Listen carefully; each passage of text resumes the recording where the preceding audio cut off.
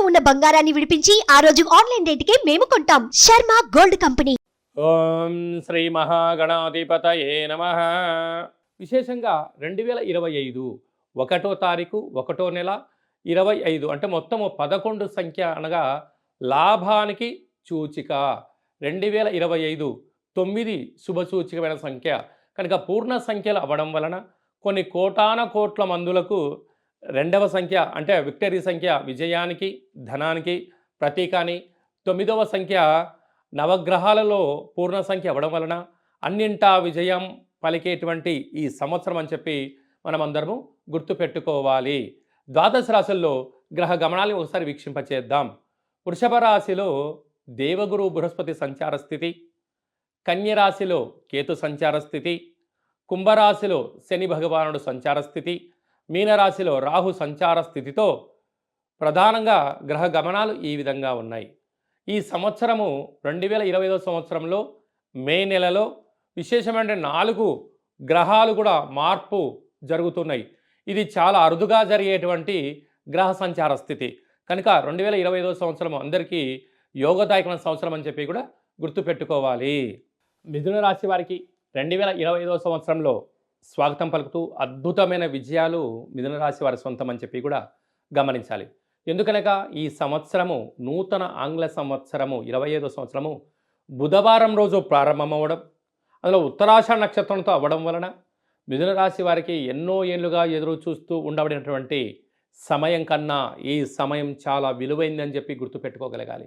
అంటే వీరి యొక్క ఆలోచనలు ఊహాతీతం, వీరి యొక్క చర్యలు, వీరి యొక్క కార్యక్రమాలు, వీరి యొక్క పనులు ప్రారంభించడం కూడా సమాజంలో అందరికన్నా ఒక వైవిధ్యభరితమైనటువంటి ఒక విలక్షణమైనటువంటి పనులు ప్రారంభిస్తూ అద్భుతమైన విజయానికి మిథున రాశి వారికి సంవత్సరం సొంతం అని చెప్పి గమనించాలి. 14 ఆదాయం 2 వ్యయం. చూడండి అదృష్టం అనేది వీళ్ళని ఎలా వరిస్తుందో. 14 రూపాయలు సంపాదిస్తే కేవలం 2 రూపాయలు మాత్రమే ఖర్చు ఉంటుంది, 12 రూపాయలు మిగులుతున్నాయి.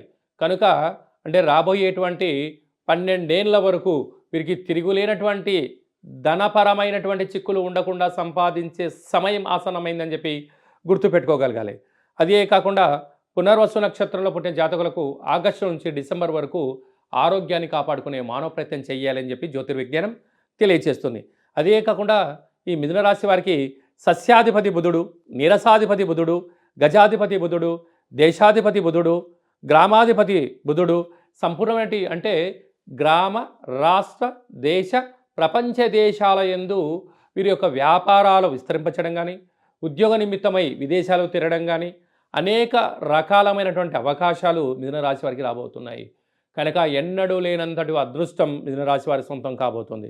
కనుక విద్యార్థులకు చాలా మంచి కాలము, ఉద్యోగస్తులకు చాలా మంచి కాలము, వ్యాపారస్తులకు బ్యాంకు లోన్లు అందడము, అలాగనే విదేశాలు వెళ్ళాలనుకున్న వారికి ఆ విదేశాల్లో ఉండబడిన వారికి వీళ్ళు మంచి అవకాశం ఇవ్వడము, వ్యవసాయ సోదరీమణులకు మంచి పంట పండడము, సకాలంలో విత్తనాలు వేసుకోవడము, అద్భుతమైనటువంటి ధాన్యాన్ని క్రయ విక్రయాల్లో వీళ్ళకి అదృష్టం కలగడము, అదే కాకుండా కూడా పారిశ్రామికవేత్తలకు కొత్త పరిశ్రమలోకి ఎంట్రీ అవ్వడం, టెక్నాలజీ రంగం వైపు ప్రయాణం చేయడము, అలాగే నూతన వస్తువుల వ్యాపారాలు, జిమ్ సెంటర్లు, హోటలు, కిరాణం షాపు, షేర్ మార్కెట్లు, స్వయం వృత్తులు చేసేటువంటి వారందరికీ కూడా ఇది చాలా మంచి సంవత్సరం అని చెప్పి కూడా గుర్తుపెట్టుకోగలగాలి. గ్రహ గమనాల్లో మే నుండి వీరికి రాశిలోనే దేవగురు బృహస్పతి సంచారం చేయడం వలన ఇంకనూ అద్భుతమైన విజయం మిథున రాశి వారి సొంతం కాబోతుందని చెప్పి గుర్తుపెట్టుకోవాలి. కనుక వీలైనంత వరకు మౌనం, ధ్యానం, ఏకాగ్రత, ఏకాంతము, ఏదైనా ఒక పని చేసేటప్పుడు దాని పూర్వాపరాలు తెలుసుకొని నీ చుట్టూ అనేక మంది నీ బంధువులని, మిత్రులని, స్నేహితులని సన్నిహితులమని చెప్పి ముసుగేసుకొని తిరుగుతూ ఉంటారు. కానీ అంతర్గతమైనటువంటి శత్రువులు పొంచి ఉన్నారు.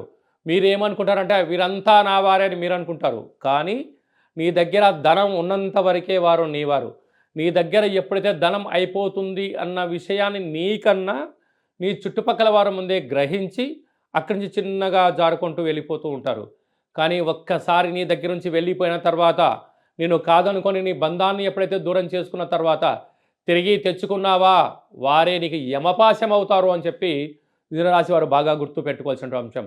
కనుక వీలైనంత వరకు ప్రశాంతంగా ఉండే ప్రయత్నం చేయండి, ధర్మ మార్గంగా ఉండండి, ఆధ్యాత్మికంగా ఉండండి, ప్రశాంత జీవితం స్వాగతం పలకండి.